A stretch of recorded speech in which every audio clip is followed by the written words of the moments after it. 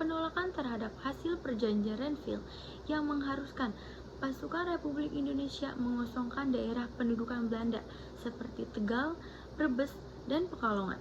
Penarikan pasukan dan pemerintah di wilayah ini menciptakan kekosongan kekuasaan dan menimbulkan ketidakpuasan di kalangan pejuang yang memilih bertahan dan membentuk perlawanan baru.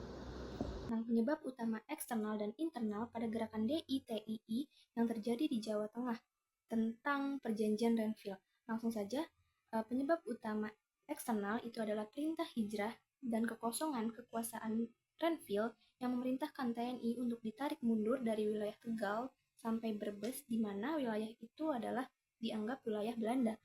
Maka dari itu, penarikan ini menciptakan kekosongan keamanan yang dimanfaatkan oleh Amir Fattah untuk menggalang kekuatan dan menyatakan untuk bergabung dengan TNI.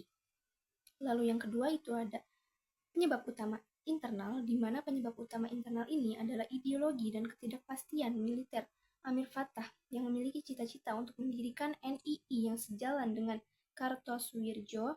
Ia juga merasa tidak puas dengan rasionalisasi TNI dan kebijakan pemerintah RI, di mana kebijakan pemerintah RI ini sudah termasuk hasil perjanjian Renville yang dianggap terlalu lemah dan merugikan. Mengenai kronologi singkat dari perjanjian Renville. Perjanjian Renville dimulai setelah PBB mengusulkan pembentukan Komisi Tiga Negara atau KTN untuk mengakhiri sengketa pasca agresi militer Belanda I. Perundingan berlangsung di atas kapal Amerika Serikat USS Renville dari 8 Desember 1947 hingga 17 Januari 1948 di Jakarta, dengan hasil utama perdebatan yang merugikan Indonesia, mulai dari pengakuan wilayah yang menyempit, pembentukan garis demarkasi atau garis Van Mock, dan penarikan mundur TNI dari wilayah kependudukan Belanda. Tokoh yang terlibat dalam perjanjian Renville itu terbagi menjadi 3. Yang pertama ada Komisi Tiga Negara yang diketuai oleh Frank Graham yang beranggotakan Paul van Zinlen dan juga Richard Kirby. Selanjutnya di Indonesia diketuai oleh Amir Syarifuddin yang beranggotakan Ali Sastro Amit Jojo, Haji Agus Salim, Dr. Kuati Klen, Nasrun, dan juga Dr. Leimena. Selanjutnya di Belanda diketuai oleh Abdul Qadir Wijoyo Atmojo yang beranggotakan Van Vredenburg dan Dr. Korets, dan yang terakhir ada Dr. Soumokil. Gerakan DI atau TII atau singkatan dari Darul Islam Tentara Islam Indonesia, yaitu gerakan pemberontakan yang dipimpin oleh Jawa Tengah, membawa dampak serius terhadap keutuhan NKRI karena menciptakan instabilitas politik dan keamanan di wilayah yang sebelumnya berada di bawah kendali Republik. Dengan berdirinya pemerintahan tandingan NII, kewibawaan pemerintah pusat melemah dan muncul konflik bersenjata yang mengganggu aktivitas masyarakat serta memperburuk kondisi sosial ekonomi daerah. Selain itu, pemberontakan ini membuka peluang disintegrasi karena keberadaannya dapat memicu munculnya gerakan serupa di daerah lain.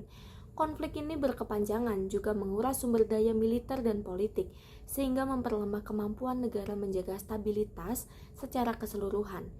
DI atau TII menjadi ancaman nyata bagi kedaulatan, kesatuan, dan keutuhan NKRI.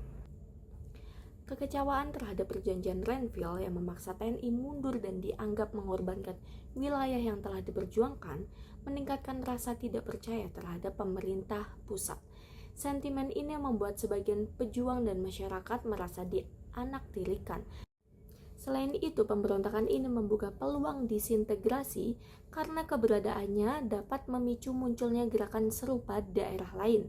Konflik ini berkepanjangan juga menguras sumber daya militer dan politik, sehingga memperlemah kemampuan negara menjaga stabilitas secara keseluruhan. DI atau TII menjadi ancaman nyata bagi kedaulatan, kesatuan, dan keutuhan NKRI.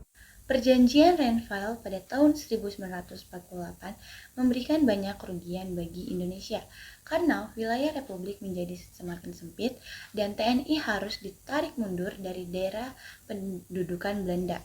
Untuk mengatasi dampak tersebut, pemerintah Indonesia melakukan beberapa upaya, yaitu beberapa upaya penyelesaian. Yang pertama, pemerintah menolak dan tidak sepenuhnya menjalankan isi perjanjian Renville karena dianggap merugikan kedaulatan bangsa. Yang kedua, pemerintah melakukan konsolidasi kekuatan TNI yaitu menyusun ulang dan memperkuat pasukan yang telah ditarik mundur agar tetap siap mempertahankan republik. Yang ketiga, pemerintah menggalang dukungan diplomatik dari negara lain dan PBB untuk menekan Belanda agar menghormati kemerdekaan Indonesia. Yang keempat, pemerintah berupaya mengembalikan wilayah republik yang dikuasai Belanda melalui perjuangan diplomasi dan perlawanan rakyat di daerah-daerah. Dan yang kelima dan yang terakhir, ketika Belanda melanggar kesepakatan, pemerintah akhirnya mengambil langkah tegas dengan melawan melalui agresi militer 2 sebagai bentuk perlawanan atas tindakan Belanda yang tidak menghormati perjanjian. Sekian beberapa upaya perjanjian Renville. Terima kasih.